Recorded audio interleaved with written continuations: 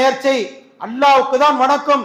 அல்லாஹ்வுக்கு இணையாக ஒரு மனிதரையோ அல்லது அந்த மனிதர் அல்லாஹ்வுக்கு இணையாக கேட்பார் என்று நான் நினைத்தால் இதுதான் பெரிய இணை வைப்பு.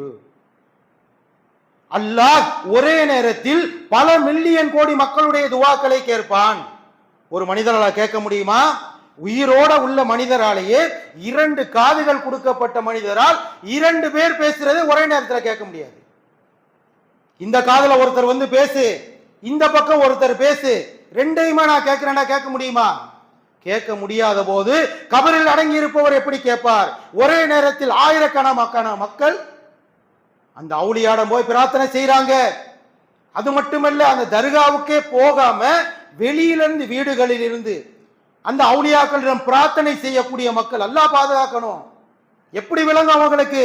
அப்ப அல்லாஹ்வுக்கு இணையை ஏற்படுத்துகிறார்கள். அல்லாஹ் கேட்பதை